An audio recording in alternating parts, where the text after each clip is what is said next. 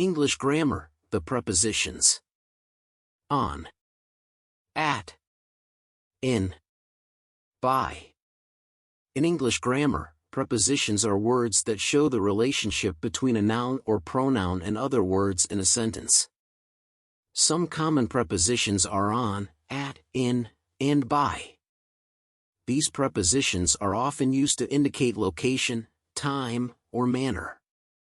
The preposition on is used to indicate that something is physically on top of something else. For example, the book is on the table. My phone is on the desk. The preposition "at" is used to indicate a specific location or time. For example, I will meet you at the park. The meeting is at 2 p.m. The preposition "in" is used to indicate that something is inside a space or container. For example, the keys are in the drawer. The milk is in the refrigerator.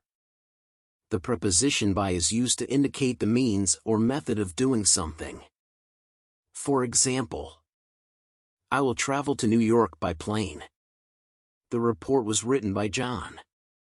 It is important to note that the use of these prepositions may vary depending on the context and the intended meaning of the sentence.